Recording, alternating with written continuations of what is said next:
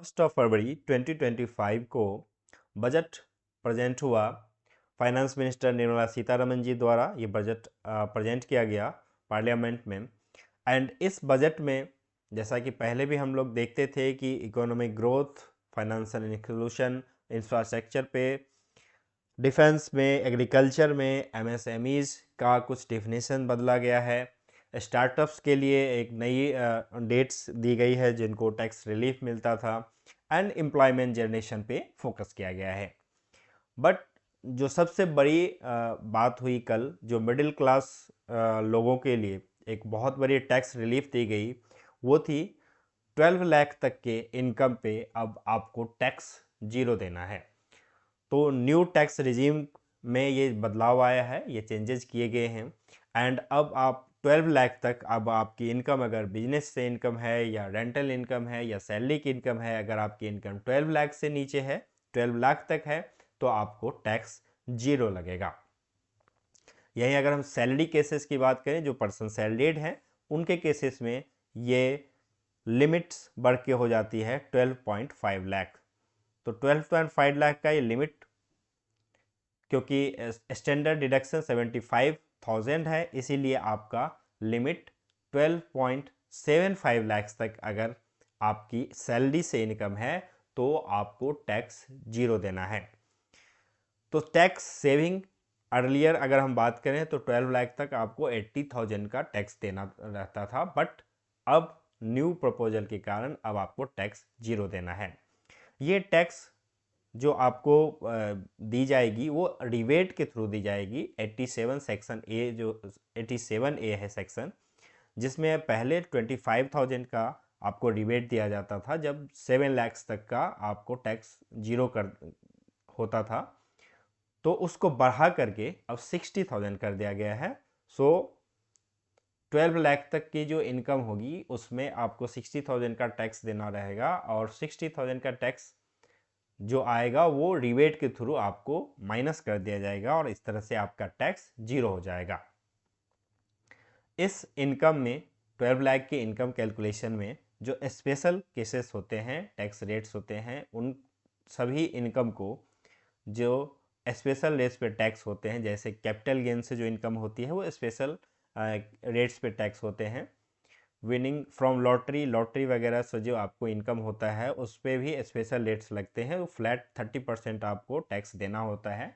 तो वो सारी इनकम अगर आपके हैं तो ये 12 लाख में ऐड नहीं होंगे, और उसको अलग से टैक्स किया जाएगा।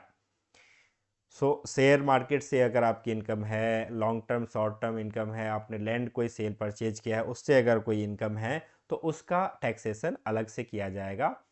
उसको मैं अभी थोड़ा और इलेबोरेट करूँगा। अब इस 12 लाख के इनकम के बाद अगर आपकी इनकम 12 लाख से ऊपर होती है तो आपको फिर ये न्यू टैक्स जो प्रपोज स्लैब है उसके थ्रू आपका टैक्सेशन होगा। और जो प्रपोज स्लैब है वो करंट स्लैब से भी आगे उसको बढ़ाया गया है, इसको भी चेंजेस किया गया है। जैसे पहले आपको 0 to 3 लाख तक नील टैक्स लगता था, उसको अब बढ़ा के 0 to 4 लाख तक आपको नील टैक्स लगता है। तो न्यू जो प्रपोज स्लैब है, दोनों आपके स्क्रीन पर दिख रहे होंगे।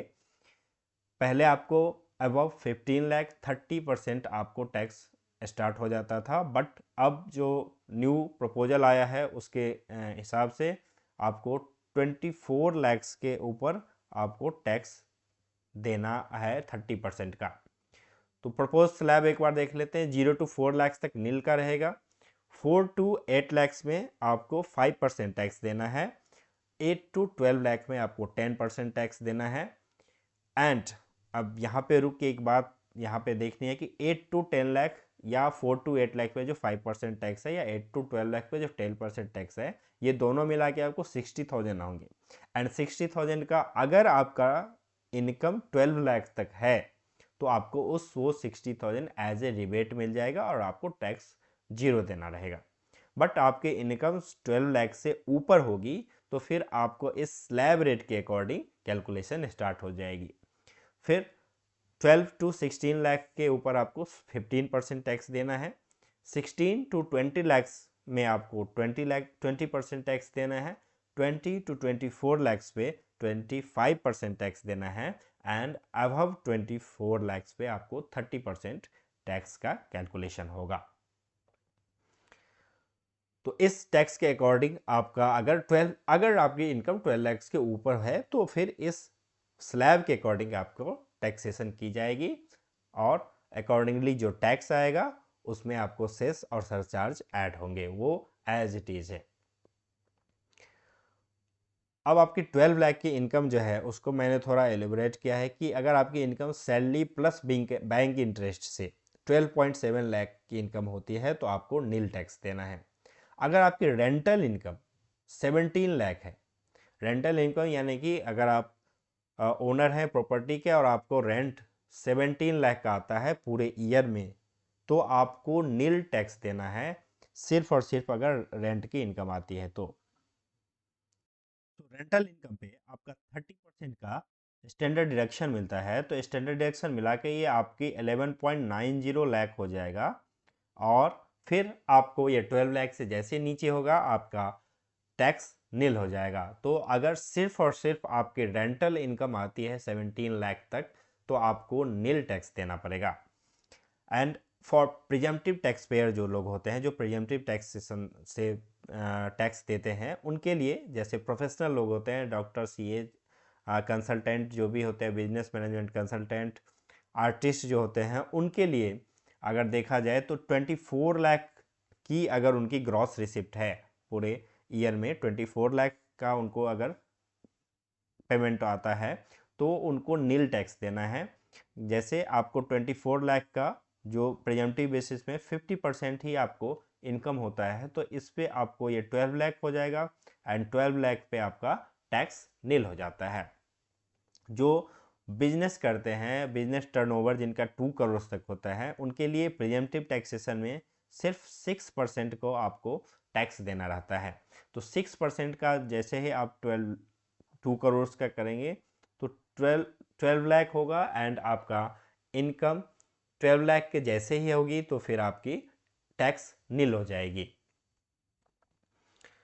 इस 12 लाख को कैलकुलेट करने में जैसा मैंने पहले बताया कि कैपिटल गेन की इनकम जो है लॉन्ग टर्म हो या शॉर्ट टर्म हो ये दोनों एक्सक्लूड होंगी।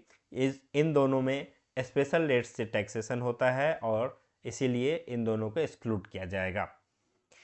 Winning from lottery, crossword puzzles, इन सभी से जो भी आप जैसे ऑनलाइन आजकल जो गेम्स होते हैं MPL वगैरह, रमी वगैरह जो ये गेम्स होते हैं, इसमें अगर कुछ विन आपको मिलता है कुछ तो आपको ये लॉटरी का टैक्सेशन 30% का होता है और वो फ्लैट रेट 30% आपको वहाँ पे देना पड़ता है टैक्स।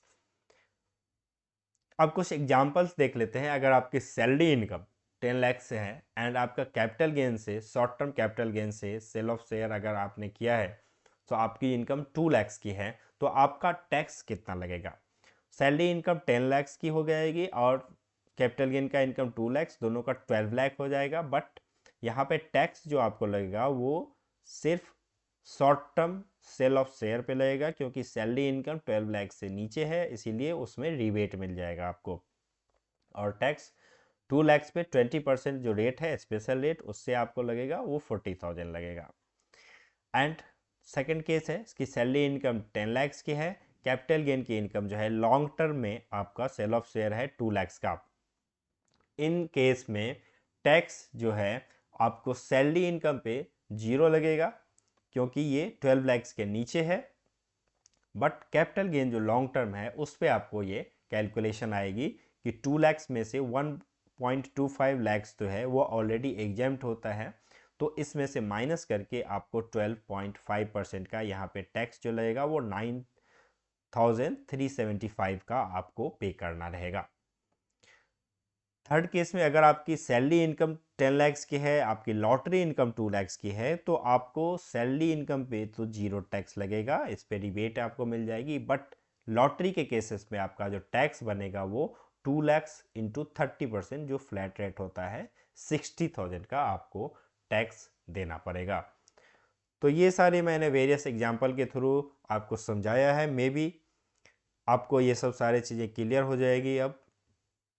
अब हम देखते हैं कि अगर 12 लाख के ऊपर जिनकी इनकम है उनको क्या सेविंग हुआ है इस बजट में।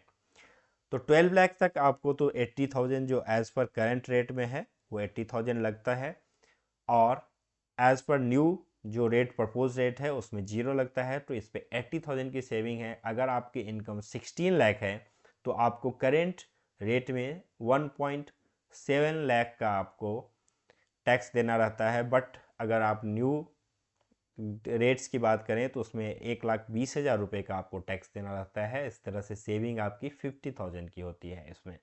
अगर आपकी इनकम 20 लैक्स की है तो आपको 2,90,000 का आपको करंट रेट से टैक्स देना था, बट प्रपोज रेट जो है न्यू रेट उसमें आपको 2 लैक्स का टैक्स देना है, तो इसीलिए आपको 90,000 का सेविंग हो जाएगा।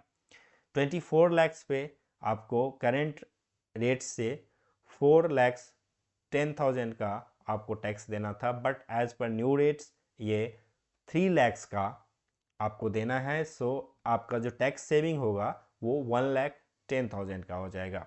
25 लैक्स पे भी सेम ही टैक्स कैलकुलेशन होगा, तो 4,40,000 का करंट रेट से आपको टैक्स देना पड़ेगा, एंड न्यू रेट्स में ये 3,30,000 है।